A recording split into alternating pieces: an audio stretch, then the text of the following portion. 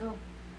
All right. Well, greetings to everybody, especially on our outreach, and to those that may be live streaming at this particular time. Going to do something a little different for me, anyway. I'm trying to come up with a subject, and I finally decided that I want to go through the book of Romans. It's a fascinating study, really, but it's one of the most confusing things to so many people. Paul, on the one hand, who's the writer, and I'll go into all the details that I have written down here, but Paul is an individual, as you read the Bible, that is a man that makes such clarity. He's such a brilliant man, makes so much clarity as far as what the Bible is trying to get across, especially the New Testament having to do with the Messiah, Yahshua. But he's also a trap to many people, especially the religious, Christian religious community. For some reason, they can read Romans and they don't get the message. They just don't get the message. So what I want to do is try to get across some of this as we go along here. So I'll put my glasses on here and see if I can read what I have. So anyway, Paul's letter to the Romans.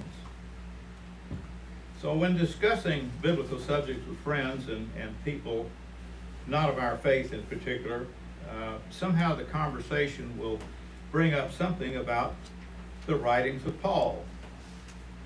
And what amazes me is how people twist the words in many of his writings, really, not just in the book of Romans. That most of us seem to feel is quite straightforward. I mean, I really don't have any problem with Paul's writings at all in understanding it, and I don't think many in this room do either, but boy, there's a lot of trouble with it from a lot of people. The problem is that religions that don't want to follow the rules that we find in the scriptures. Let me clarify that the scriptures are the Old Testament.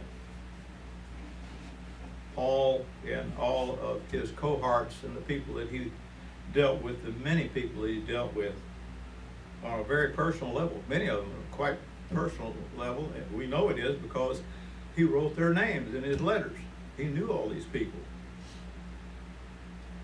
But anyway, these things that he has in his writings are necessary to attain everlasting life that we read about in the New Testament. And Paul's writings are just a masterpiece of understanding because of his own personal history and all of the things that he had to go through, during his lifetime. Because the whole book of Acts, pretty much, the last half of the book of Acts talks about Paul and all of his cohorts and so on as they traveled around and went from place to place, mainly by ship, and finally ended up in Rome. He'd been wanting to go there for quite a long time, and that's why he sat down and he wrote this, what we call the book of Romans. It's a letter. So anyway, Paul actually went by several different names. Paul's the one that I use, but he went by several. Like I say, Shaul was one of them in Hebrew. Saul, Solos was another one, and Paulus was another name that they used. So anyway, but the name I'm going to be using is Paul, one we're used to. So I'm going to get on with what I have here, and it's safe for me to say that he was a brilliant and well-educated man, especially in the Jewish and Jewish religious traditions that was extant at the time. in which he was trained. He was trained at the feet of Gamaliel, who was another brilliant man in the scriptures. And other than the four Gospels, Paul wrote most of the New Testament, so much of it. Of course, there's John and Peter and others that Timothy, Paul wrote to Timothy. But anyway, many of them. But Paul wrote such a large amount of what we have in the New Testament, and so much of it to me is being perverted by mainly the Sunday Christians. I don't mean to be offensive by saying that, but that's just the way I see it. And I'm going to try to back this up with what I've got today here. So as we start to study on Romans, it's important to understand that the letter of Romans written by Paul is just that. It's a letter. It's a long letter, quite long, as a matter of fact. You know, if we were to read it straight through, it'd probably take an hour and a half to read it.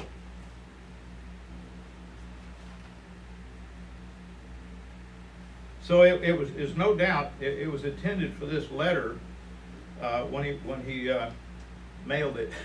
He didn't mail it, but when it got to Rome, to the people that were on the other end, that the letter was to be read all at once.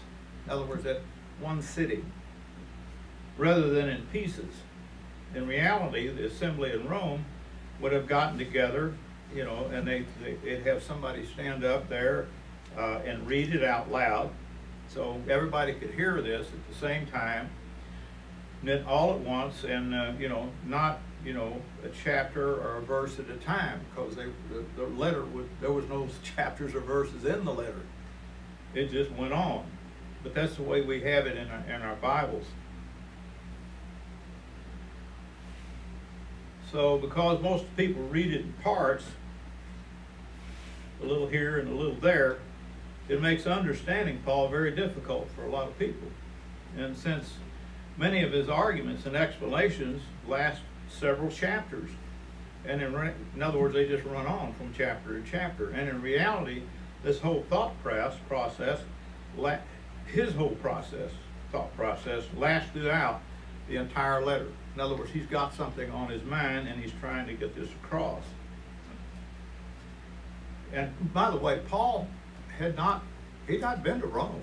He'd never been there. He was writing this letter to some people that were Jews by religion, and some that were Gentiles that knew nothing about the scriptures. By the way, there was no New Testament, so they didn't have anything but the scriptures. That's the Old Testament. And primarily what Paul is going to be discussing as I go through this is primarily the first 5 books of what we have in the Bible, in other words, the Old Testament. So this causes many misunderstandings when Romans is approached by reading it just in small parts and pieces, because it's hard to understand someone's explanation when you only listen to a small section at a time. Just, we're going to be going through a lot of these verses that it's broken into, and I'll explain some of this as we go along. So a lot of wrong theology and beliefs are supported by Paul's letters, even though the wrong beliefs might be contradicted in the same manner that we're going to go through and read. So the Sunday Christians make every excuse possible to avoid obedience to Yahweh's holy, righteous laws. And that's my focus today. Because these laws, and the way that Paul explains it, is going to lead to something that the people of his day and age didn't know of, which was the possibility of living forever. It's accounted once for people to die, but there are resurrections from death back to life. Some of these lives that I'm talking about, there are 2 different states. One of them is a life to being immortal, which means that you can't die again. and others that are going to be raised back to life, and they can die again. It's called the second death in the book of Revelation. So, now, one last thing I want to mention is, and I spent a good bit of time on this, and I was looking for the most accurate translation of Romans. In other words, there are a lot of Bibles out there, and the best Bible version I could find for accuracy was called the Hebrew Names Version of the World English Bible. And I'll be reading from that. I'll show you what I mean. I changed a few words in it to make it a little more clear. But it's called the Messianic Edition. In other words, if you wanted the initials, it's WEBME, Messianic Edition. And this is a Bible module that I found in my eSword program. I've got about 20 different versions of the Bible on it. And I've got a compare function on there. I can compare all those versions, one verse at a time, and know exactly how each translation translates it. And I've had a lot of experience for the last 50 years of reading the Bible. And so I determined this was this Messianic edition of the World English Bible was the best I could come up with. So, Paul in Romans 1, verse 1. Paul's letter to the Romans. Paul, a servant of Yeshua, I go ahead and use the proper names, the Messiah, called to be an emissary, set apart for the good news, that's the word gospel in your version, of Yahweh. That's the proper name of the Father. You see what I've done? Okay. So now when we read the name Yahweh, it's usually referring to the Father that Yahshua came to reveal to humanity. John 1, verse 18 plainly says this. It says, no one has seen the Father. No one has seen Yahweh. That's God the Father in your version. At any time. No one has seen Yahweh at any time. The one and only Son, this is Yahshua himself speaking, the one and only Son who is in the bosom of the Father, he has declared him. So what I'm doing right now is I just wanted to make a distinction about when I use the name Yahweh, who we're talking about. We're talking about the mighty one, the Elohim that no one has seen. I could talk more about that, but I'm going to let that just go for now. In other words, there's more than one in the family of Elohim. So Romans 1 verse 2, just picking it up, which he, Yahweh, that's who he's speaking about, which he promised before through his prophets and the Holy Scriptures. Again, the Holy Scriptures are the Old Testament. They didn't have anything else. Concerning his Son, who was born of the seed of David according to flesh, according to the flesh, who was declared to be the Son of Yahweh, with power according to the Spirit of holiness, by the resurrection from the dead, Yeshua the Messiah, our Master.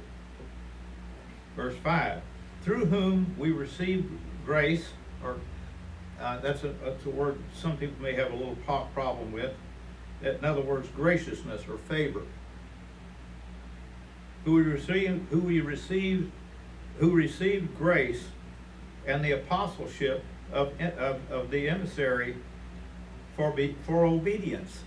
I'm focusing on that word obedience there. For whom we received grace and the apostleship of emissary for obedience of faith. That's the next key word. It's faith. That's one of these two words are going to be popping up all over the place here. Okay? Of faith among all the nations for his name's sake. Well, who's his? The Father's. That's who he's talking about. Among whom you by the way, I'll just take a break here and say that Paul uses what I call run-on sentences. In other words, he'll make a point, and there'll just be a comma or a semicolon, and he just keeps on going. I've known a number of people like that talk and just don't shut up, and they just keep going. But that's the nature of Paul's writing. I'll start this verse over again, Kurt. Go ahead. Actually, concerning Paul's grammar, yeah, in today's modern English, that would be what we would call bad grammar, but in language which he originally wrote, that is acceptable grammar. Yeah. That would have been correct grammar, which would have, the language which he would have known would have been, drum roll, anybody. Well, I mean, I could Being just... taught at the feet of Gamaliel what would have been the proper grammar. Right. I mean, I can just imagine him sitting at his desk with a quill and a thing of ink, dipping this thing in there. But in his, I can't imagine how long it took him to write this thing. In the ancient language of Hebrew at the time, that would have actually been that would have been correct grammar. Well, yeah, he probably wrote it he probably wrote this letter in Greek, I would imagine, since he was writing to Rome. Well, he was writing to Romans Rome, in Italy. not from Rome. Yeah. To Roman believers. So that's just my assumption. We don't have the original documents, but so I'm going to go back to verse 5 and finish up because that's one of the run-on sentences here.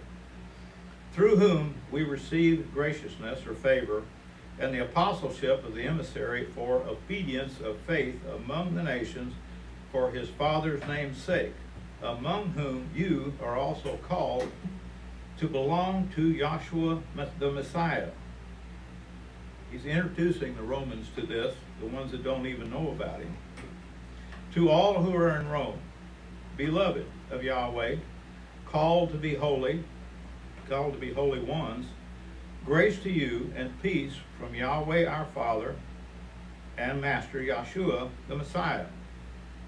First, I thank my mighty one Yahweh through Yahshua the Messiah for all of you that your faith is proclaimed throughout the world, throughout the whole world.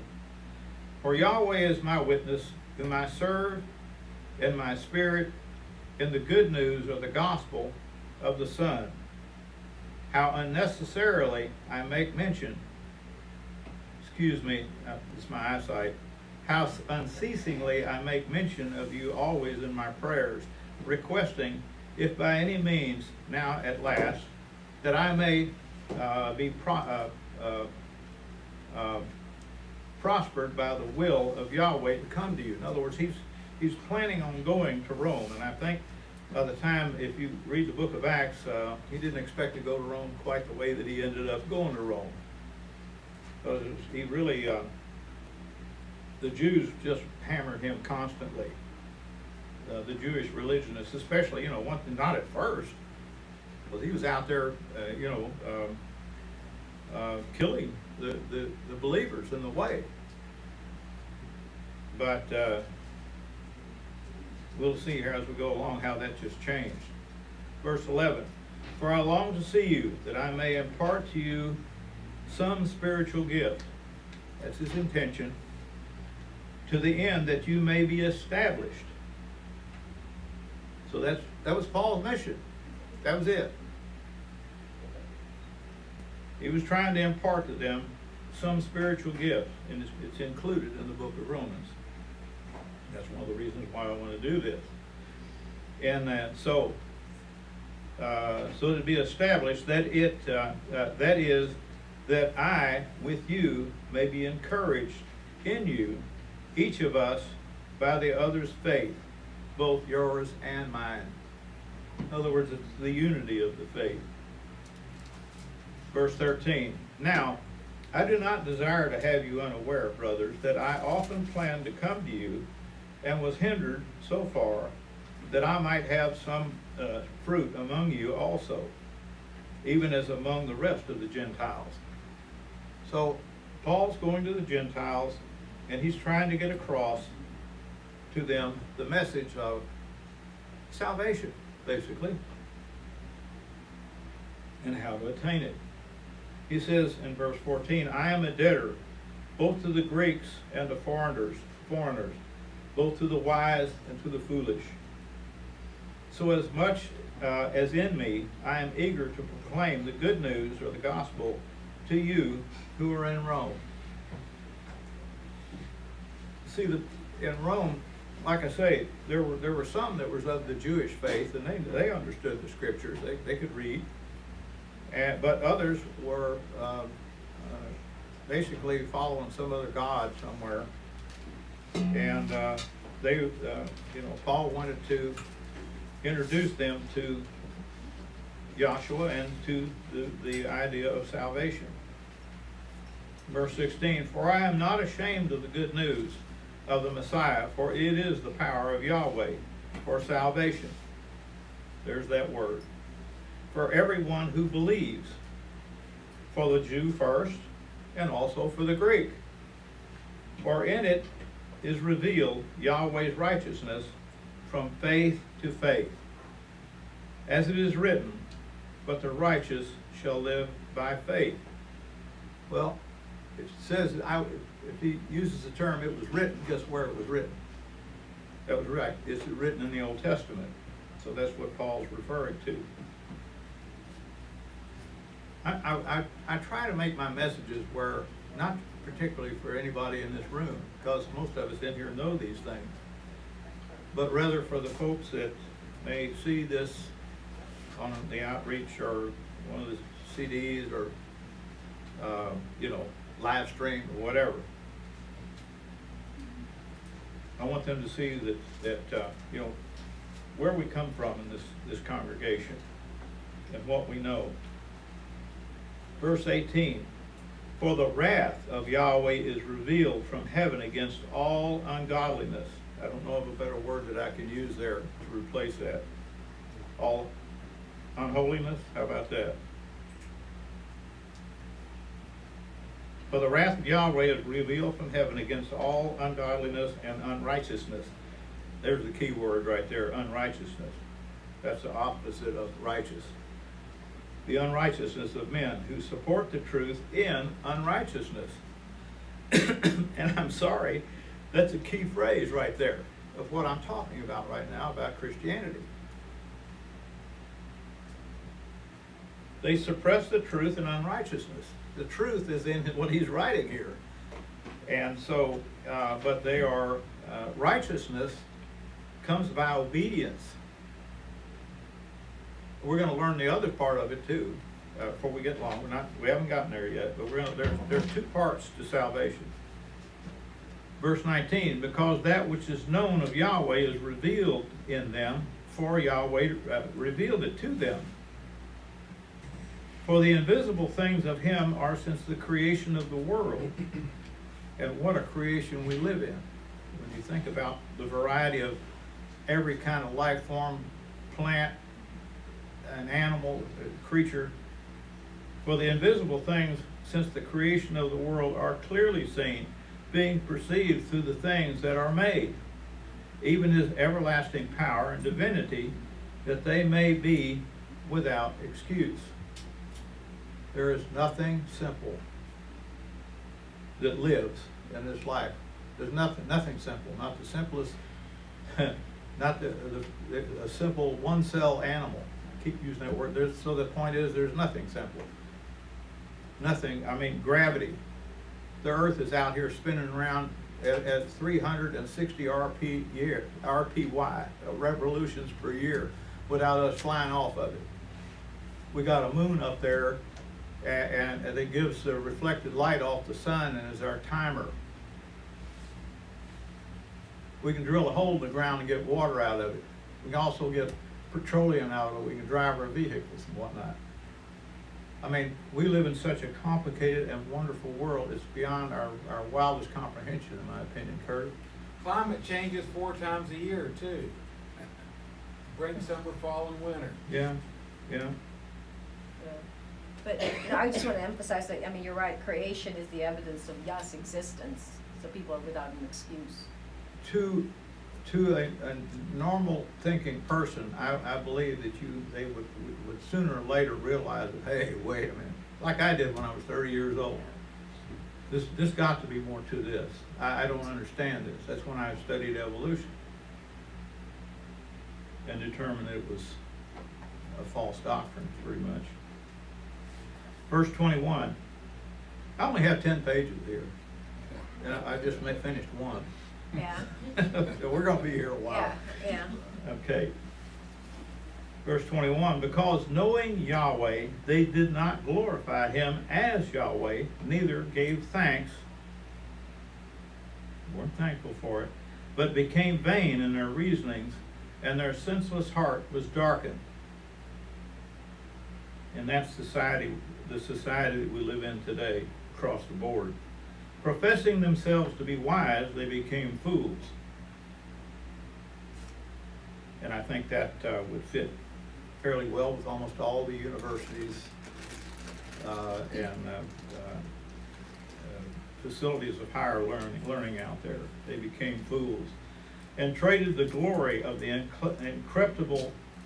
incorruptible Elohim, in other words, God, for the likeness of an image of corruptible man and of birds and four-footed animals and creeping things. In other words, things in the creation.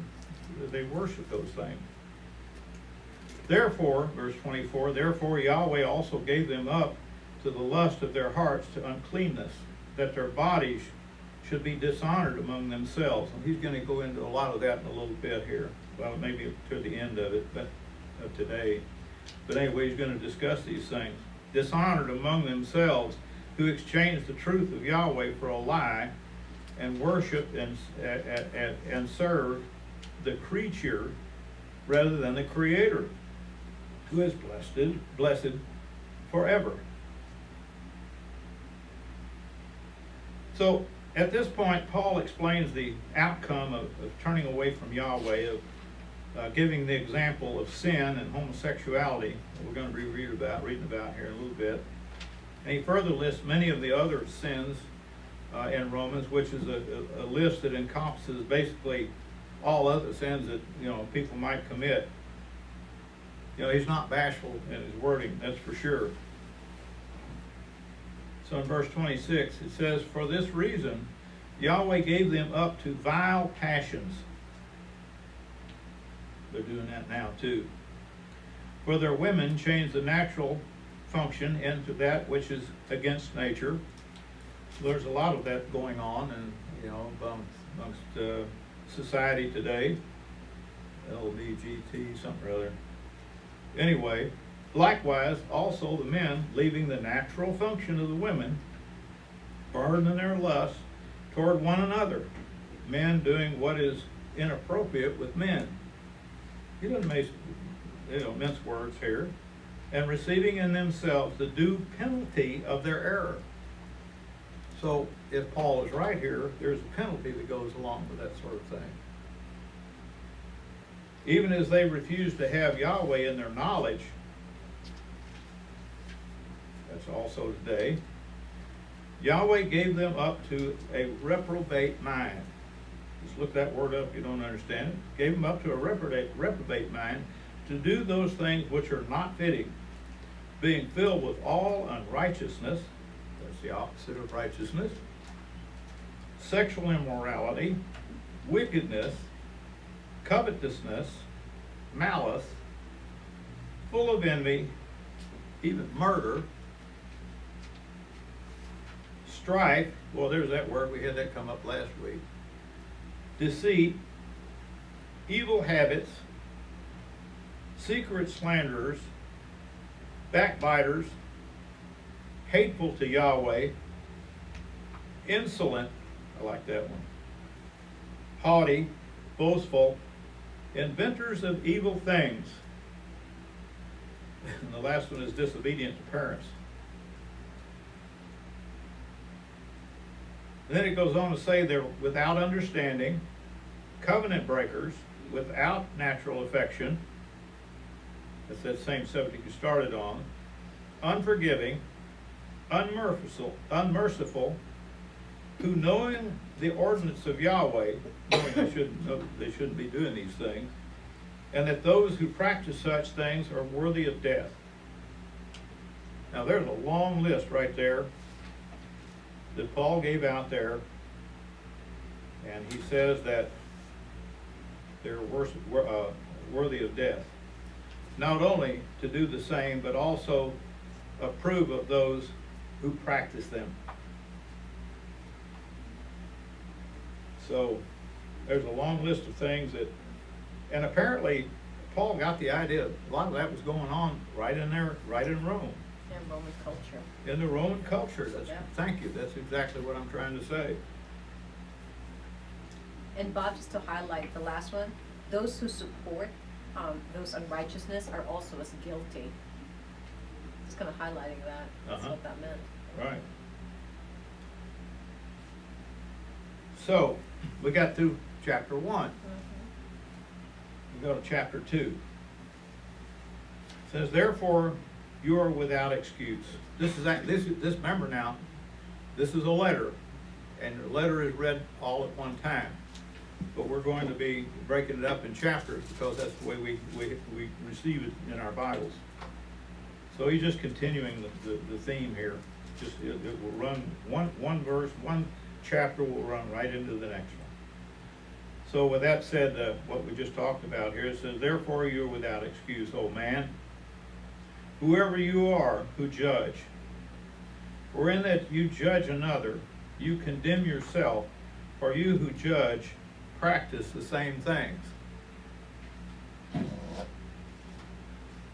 We know that the judgment of Yahweh is according to truth against those who practice those things, such things.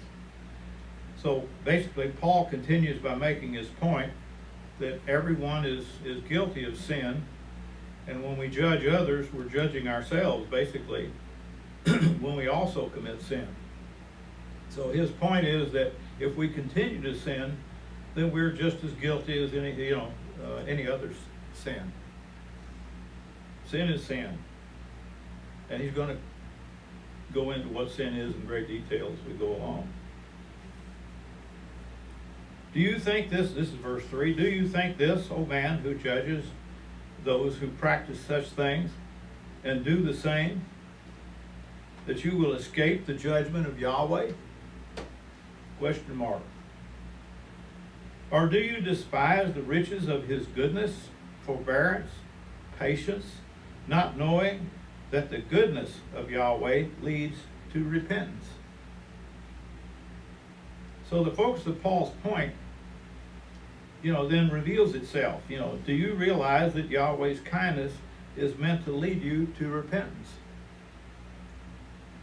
So Paul's focus is not on the judging part, even though this is part of his dissertation, his point here in the letter.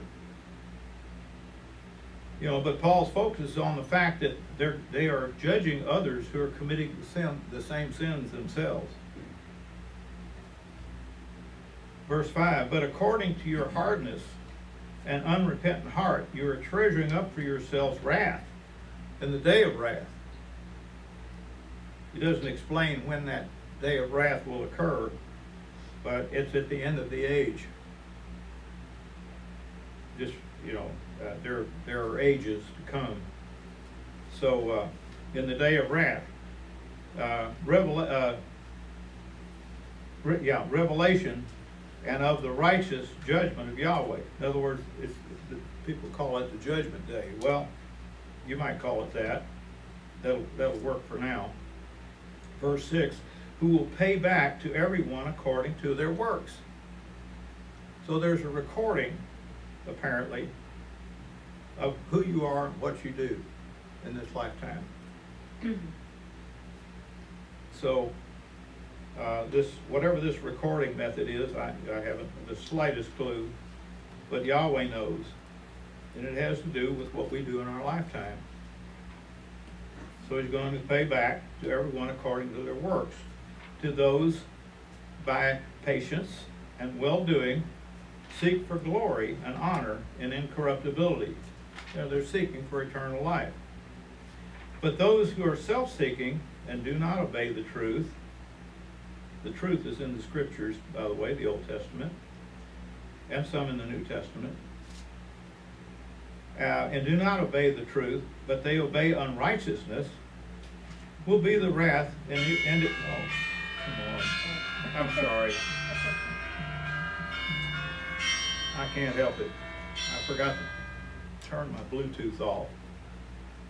My phone rang in my ears. Where was I? 8. Okay, we'll pay back everyone according to their works. To those who by patience and well-doing seek for glory and honor and incorruptibility, eternal life.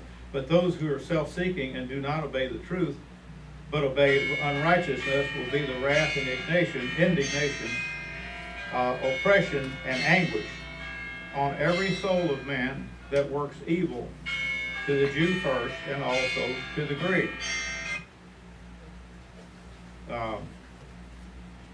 But glory, honor, and peace go to every man who works good, the Jew first, and also to the Greek. For there is no partiality with Yahweh. So those who rely on Jewish law in particular, instead of faith in Yahshua, will be condemned by the law, since they have not always kept it, especially kept it right. And on the other hand, those who obey the law currently, even if they have not always kept it or known about it, and therefore have the law written in their hearts, they will be considered righteous because of their faith. And faith is going to be one of the main topics of what Paul is saying here, and that is what confuses a lot of people. But faith in Messiah and obedience to the will of Yahweh, that's the part they leave out, as expressed in the law. So we're going to be doing lots of talk about the law here very shortly. We're going to pick it up here in just a minute. The law condemns all who have not obeyed, basically. And the law cannot condemn those that have faith in Yahshua, the Messiah, as we'll read about when we get to, a little further into Romans here. So, Curtis, you had your hand up? Yes. To answer a question you asked just a moment ago, how Yahweh knows how to judge people by their work, who's done what, who's been naughty, who's been nice. Actually, that's revealed to us by one of the prophets. That's in Malachi 4, verse 16. Yeah. Spoken of the book of remembrance. And those who feared Yahweh spoke one to another. And Yahweh listened and heard them. So a book of remembrance was written before him for those who fear Yahweh and meditate on his name. All these things are recorded in the book of remembrance. That statement that you just made there gives some real importance to his name. Who meditate on his name. His name is not God. Matter of fact, his name is not Jesus either. That was not his name. That's just what they have in the King James Bible. So let's see. Verse 31. Wait a minute, let's see. 12. Yeah, 12. What have I got? Verse 12.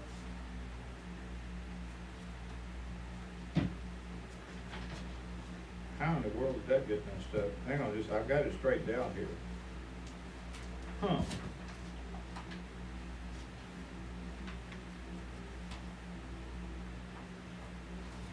There's something happened in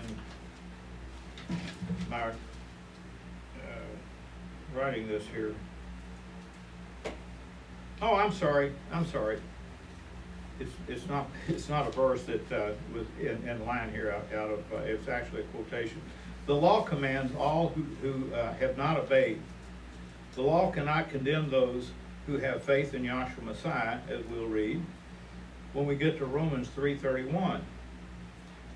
We still expect we are still expected to obey the law in either case, for the law is the commandment of Yahweh. As I understand it, it's just that those who are under the law will be condemned because the law's strict requirements whereas those who are under the law of faith, the law of faith, are considered righteousness when they obey the law because of their faith. The faith is such a key point to this. You have to have faith. So because of their faith in Yahshua Messiah's sacrifice, which wipes away their past sins. That'll be in Romans 3:25 ahead. Okay, so James, he clearly explains what Paul is saying, and it takes two elements, works and faith together, in order to be righteous. Where do we find that? That's over in James 2:20. James chapter 2 verse 20 says, "But do you not know, vain man, that faith apart from works is dead?" You can keep the law perfectly, but somewhere along the way you've sinned. In the same way, James could just as well have said, "But do you want to know, vain man, works without faith is dead?" Faith without works is dead, and works without faith is dead. Either way. So back to Romans 2, verse 12. Anybody got any questions or anything? Okay. Verse 12, "For as many as have sinned without the law," or the teaching or instruction, is the Torah, actually, is what he's using. That's the correct word. "As many as have sinned without the Torah," the law, "will also perish without the Torah." In other words, the laws and the teachings and the instructions. "As many as have sinned under the law will be judged by the law," the Torah, in other words. For it is not the hearers of the law who are righteous before Yahweh, but the doers of the law. In other words, the Torah, and it will be justified when the Gentiles do not have the law. The Torah will be, they will be justified. I'm telling you, using this version is a little bit unusual because it uses some things in parentheses here. In other words, the Gentiles they don't have the law or the Torah, but they're going to learn it. They do by nature the things of the Torah. These, not having the Torah, are a Torah or a law to themselves. Sorry, we get tongue-tied there, but that's the way it goes. Verse 15, "In that they show the work of the law written in their hearts, their conscience testifying with them, and their thoughts among themselves, accusing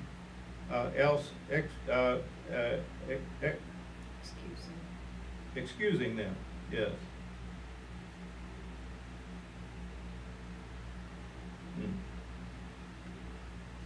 Verse 16, "In the day when Yahweh will judge the secrets of men according to my good news," or my gospel, "by Yahshua the Messiah.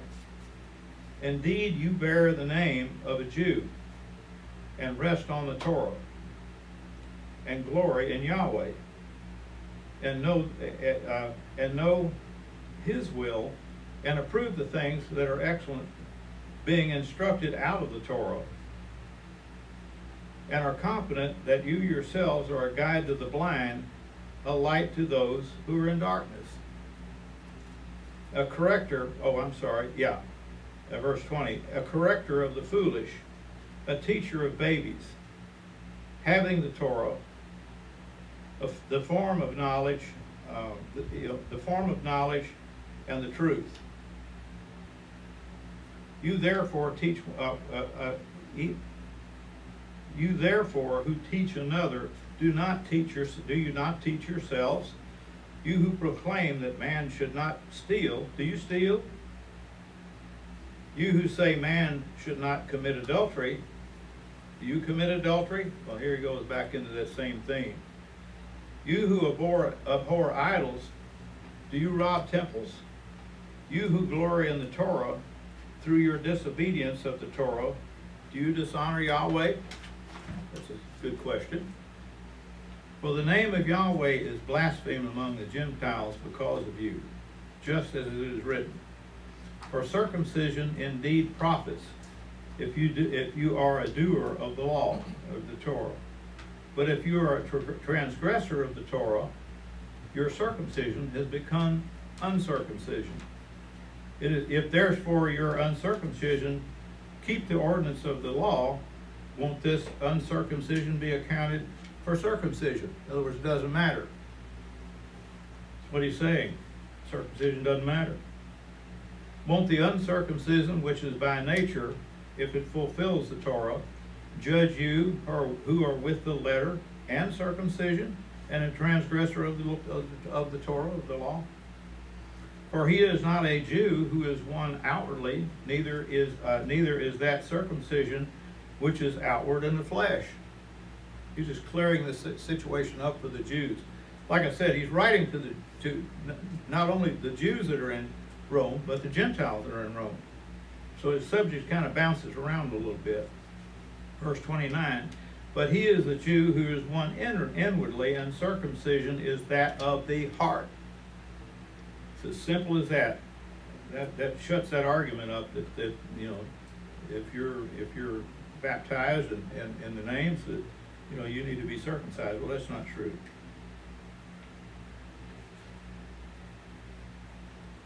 So that is of the heart, in the spirit, not in the letter, whose praise is not from men, but from Yahweh. Yahweh approves what he's saying. So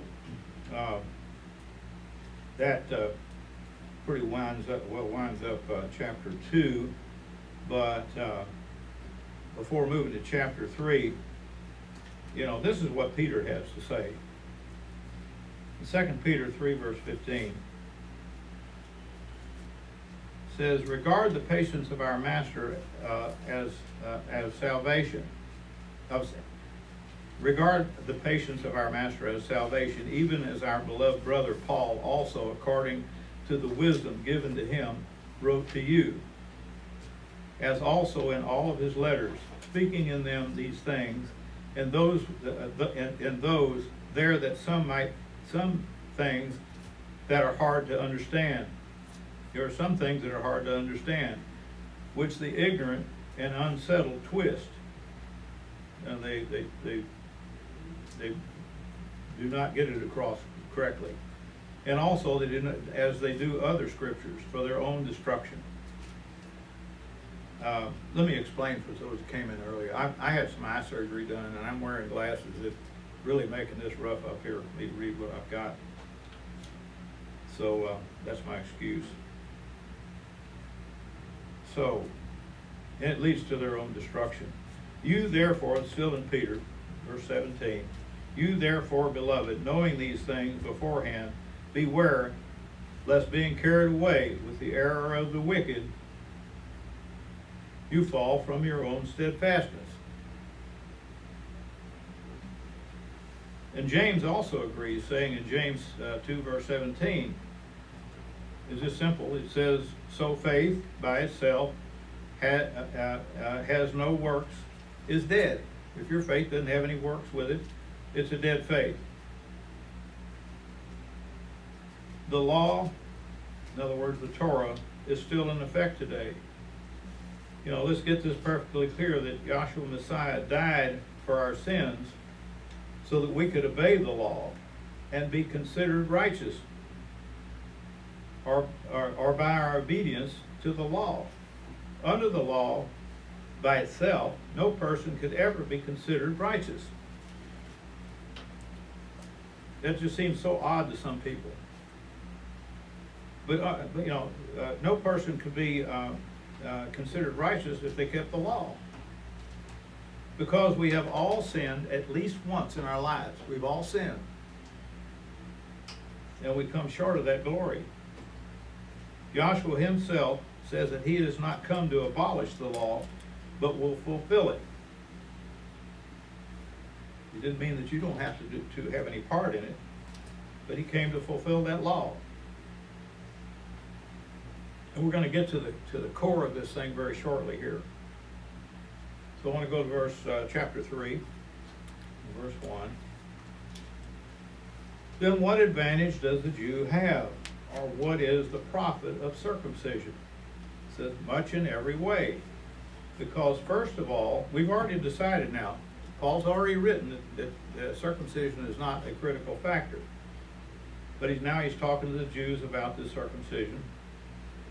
It says, much in every way, because first of all, they were entrusted with the oracles of Yahweh. Way back to the time of Moses. For what if some were without faith? Will their lack of faith nullify the faithfulness of Yahweh? May it never be. Yes, let Yahweh be found true, but every man a liar, as it is written, you might be justified, that you might be justified in your works, and might prevail when you come into judgment. But if our righteousness commends the righteousness of Yahweh, what will we say? Is Yahweh unrighteous, who inflicts wrath? Is Yahweh unrighteous, who inflicts wrath? Question mark. I speak like men. May it never be. For then now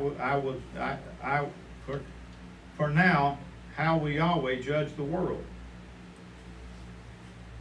For the truth of Yahweh through my lie abounds to this glory. Why am I also still judged as a sinner? Why not, as we slanderously reported, and as some affirmed that we say, let us do evil, that good may come. Those who say so are justly condemned. What then? Are we better than they? No, in no way. For we previously warned both the Jews and the Greeks that they are all under sin.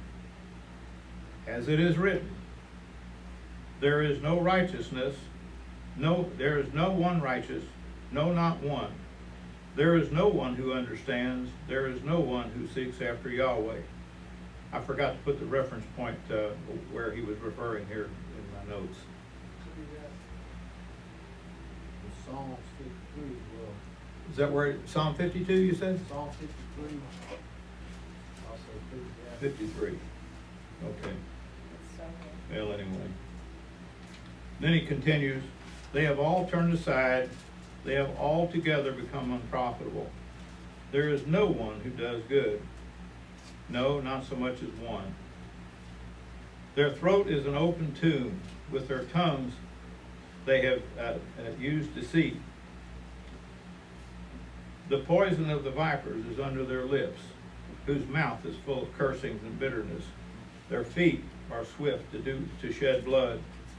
Destruction and misery are in their ways, and the peace they have not known.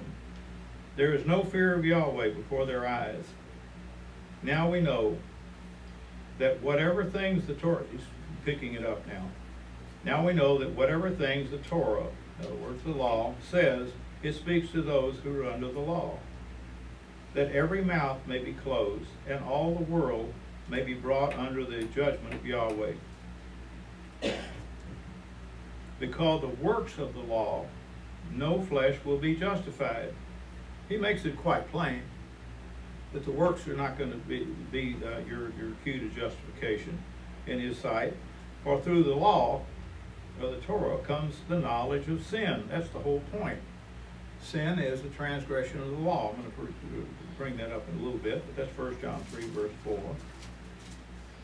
But now, apart from the law, a righteousness of Yahweh has been revealed, being testified by the law, or by the Torah, and the prophets, even the righteousness of Yahweh through faith, and the faith in Yahshua, the Messiah, to all and on all those things, or those who believe, for there is no distinction. For all have sinned and fall short of the glory of Yahweh. So that being the case, you have to have something else. And that's what Paul is talking about. matter how well you keep the law, you sin somewhere along the way. And therefore you fall short of the glory of Yahweh. So being justified freely by his grace, there's that word, or favor, through the redemption that is in Messiah Yahshua. Takes two elements. Through Messiah Yahshua, whom Yahweh set forth to be an atoning sacrifice through faith in his blood. There's the key. And I don't know why so many of the Christians miss this, that the faith is just part of it. You must have the law also, even though you can't be saved by the law. You're not going to live eternally, no matter how well you keep the law, so somewhere along the way you've sinned.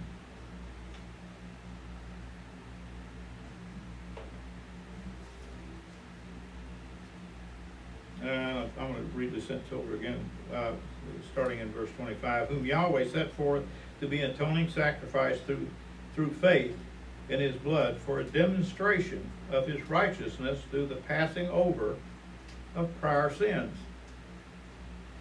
The passing over of prior sins in Yahweh's forbearance.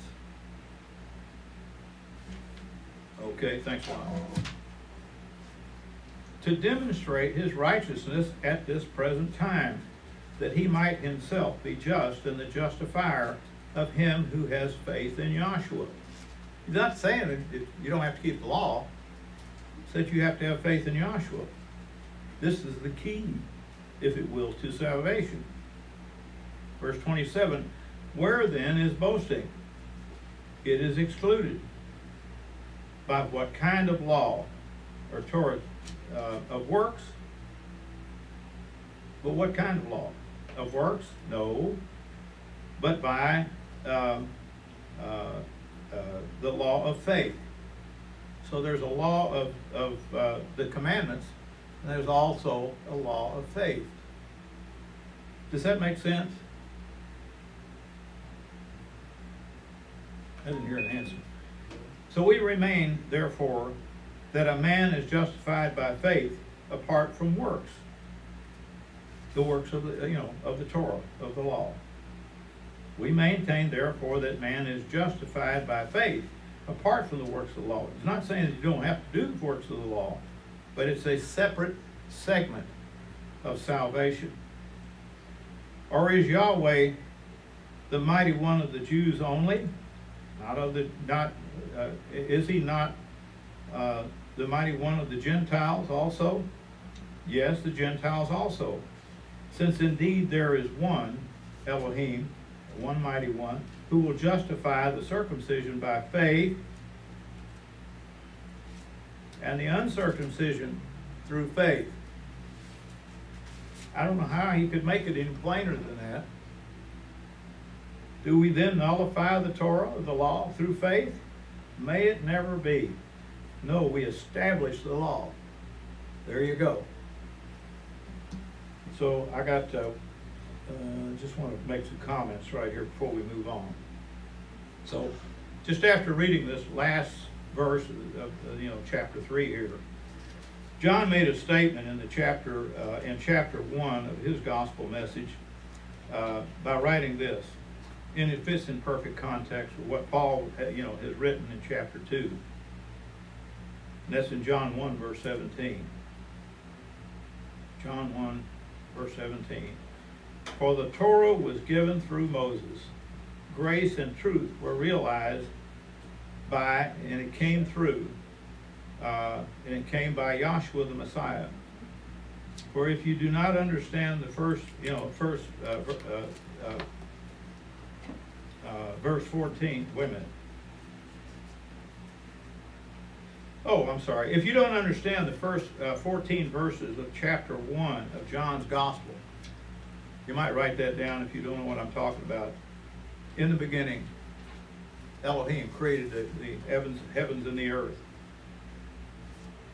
So that if you don't understand the first 14 verses of chapter 1 of John's Gospel, then read it very carefully. And there are some people on our outreach that will have a hard time coming to grips with the fact that Joshua, who was in the beginning with Yahweh, God the Father, for lack of a better way to word it, was in fact the Elohim, the God, Yahweh of the Old Testament scriptures, where we find all of the commandments.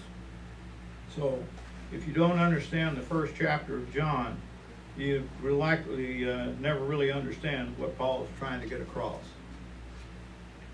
It's very, very critical. And with that, David, what do you got to say? Yeah, I just wanted to make mention that you started out your study saying that Paul's writing is like a trap for some of those that don't have like that understanding you just mentioned. Right. You just read Romans 3:28, which is one of those traps that you would probably fall in. Let's just say someone was looking for scriptures to say that they don't have to do the law anymore. They would read this verse where it says, therefore we conclude that a man is justified by faith without the deeds of the law. And then they would stop. See, I don't have to do the law because I'm justified by faith. You can't stop there. You cannot stop there because that's the trap in Paul. He does it so many times in his writing to where he'll make a statement. It sounds a little obscure to the thought of what Joshua mentioned and taught. But if you keep reading, he clarifies himself. And in verse 31, it says, do we then make void of the law through faith? Certainly not. Yea, we establish the law through our faith. That's the point by not reading this thing through. You can't take a piece of Paul's writings, especially in the book of Romans, Right. and just drop it at that. You can say it, in other words, it's not gonna say what it means at all. It's going to give you what you want. Let's see, was that Johan? You have your hand up? Yeah, I did. Because the reason why he's making this whole point, because faith, a lot of people don't understand what faith is. It's conviction. It's to be thoroughly convinced and convicted in what you're doing. And so fully persuaded to serve and obey Yahweh. And so what he's saying is that's why he's saying establish the law, because if we're convinced, if we're sure of what we believe in Yahweh because of his son, who does son, the shooting side.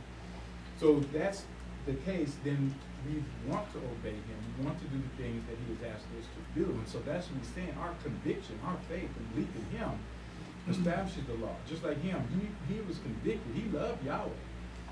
And so once he learned that, okay, this is what Yahweh really wants, that conviction made him staunch in his obedience to what the master showed him he wanted him to do. That's what people fail to misunderstand. Fail to understand. Just trying to get the message across is rather difficult, actually, because they'll try to throw every argument at you that they possibly can. But if you read it in context and read the whole book, the whole letter, then you really understand. Curtis? It's almost as if folks seem to ignore the fact that Romans 3 has more than 26 verses and the book of Romans has more than 5 chapters. In reference to your bear trap, as in what you said and what David just said a moment ago. Right. Oh, and one other little thing. Your study today, you inspired me. I made a few cryptic notes for a future presentation. Thank you. Okay, well, we're not there yet. I don't know, but you inspired me. I had to write something down. It'll be a month and we'll get there. I had to write something down or I was going, my brain wasn't going to. All right, so let me draw a line there. We'll be back at 3 o'clock for the main message. So.